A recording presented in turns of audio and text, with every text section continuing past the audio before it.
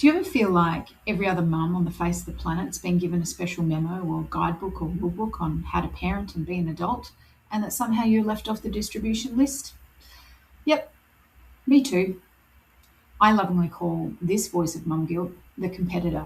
And today on Mumshine Moments, we're going to understand why she turns up, where she turns up, and how to engage with her differently so that the voice hopefully gets a little bit quieter. Hi, I'm Freya, the neurodivergent brain and heart behind Mumshine. I've created Mumshine Moments as a space to talk about the stuff that is hard for neurodivergent mums, with the idea of finding tools, strategies, and resources to make things just a little bit easier and lighten the load. So, today we're going to look at this voice of mum guilt, the competitor, why she shows up, and learn a practical strategy together, all in under 10 minutes. So, the competitor voice. In my head, when I picture my competitor, I think of her as wearing definitely yoga pants, the athleisure wear that always just makes me look like a cranky teddy bear, sipping maybe like something out of a jar with a straw, just looking very chill and very zen in a super clean house. Basically everything that I'm not. She always seems to have it together, to know the right thing to do, to be able to gentle parent, to never lose her stuff, to not have meltdowns, to do the creative things, to not be tired by 3 o'clock in the afternoon, and to actually have a proper nutritionally packed lunchbox each and every day. I think realistically, we all have them. And the reality is, as neurodivergent mums, these competitor analyses often come up a lot more because many of us are late diagnosed and are operating in a world that wasn't designed for our brains. So unfortunately, over a period of time, we've had a lot of feedback that our way is wrong, that we're different, that they're weird, we're stupid, or we're lazy, and that we're deficit in some way or deficient in some way.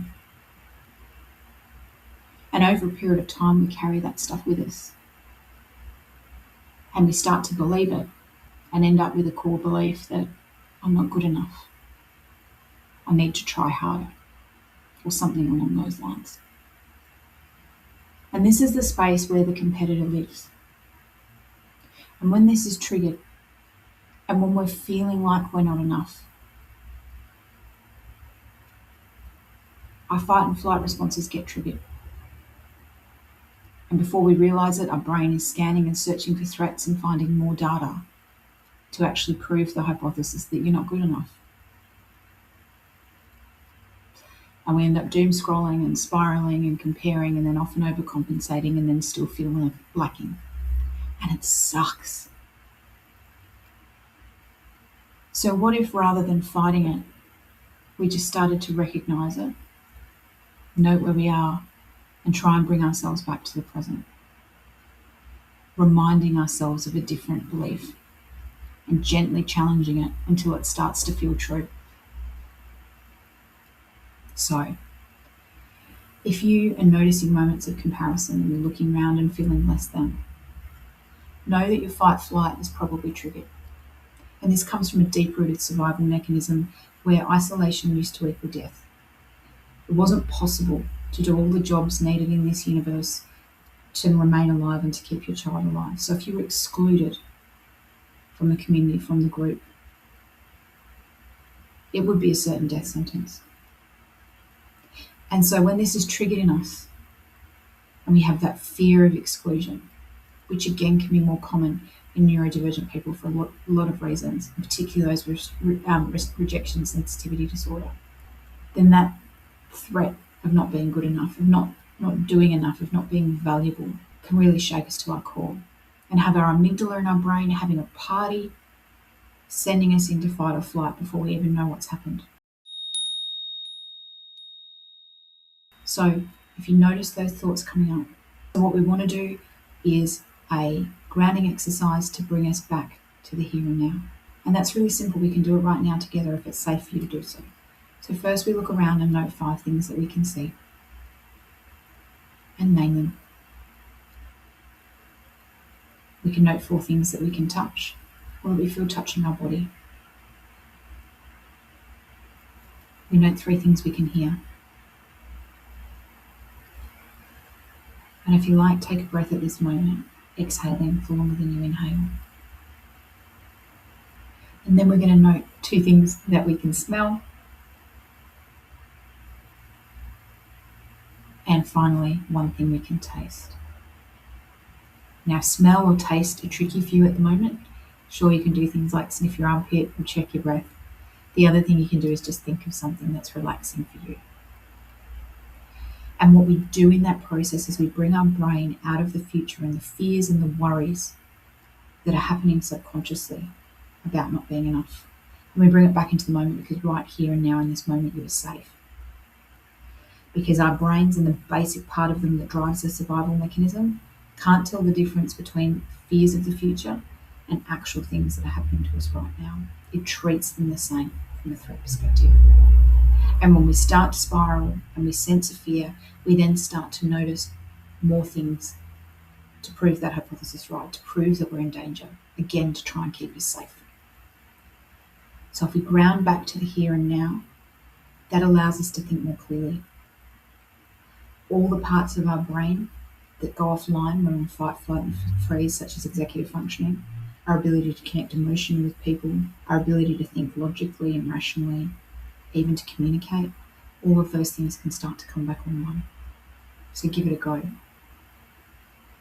When we're back there, we then want to send ourselves a signal and a reminder that we are enough. This isn't about lying to ourselves, it's not about being deceptive, but it's finding something that's a statement of acceptance that's true for you. And as we do that, we might also want to apply gentle pressure, like putting our hands over our heart, cradling our face, or even giving ourselves a hug to remind us that we're safe, the same as you would with a child. I like the hands on the heart, and a more compassionate acceptance statement is, I'm not perfect, but I'm doing my best. Right here and now, I am enough. I've made mistakes, and that's okay.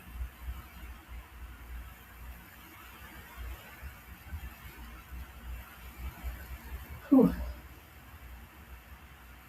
Just sitting with that moment. When you're through it and you're out of the moment too, it's also a good opportunity to question and challenge what data you're actually consuming, what comparisons we're actually allowing into our lives. The mum guilt has gotten a lot worse, and this competitor has gotten a lot worse. It's because our brains are consuming so much more information, whether it be from news articles, constant media feeds, social media, in the volume of interactions with other people, either in the workplace or at school.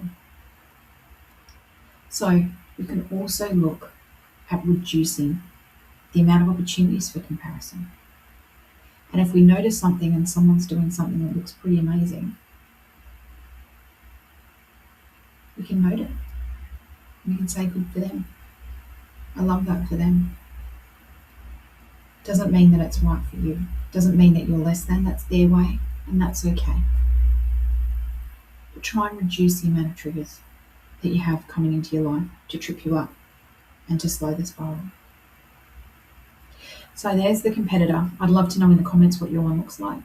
If you would like a tool to help you understand the type of mum guilt that you have, you can download our free mum guilt checker on the Mumshine website, link down below, just by entering your email address. Next week, I'm going to introduce you to the critic, or as I lovingly call it, my mother-in-law. Thanks so much.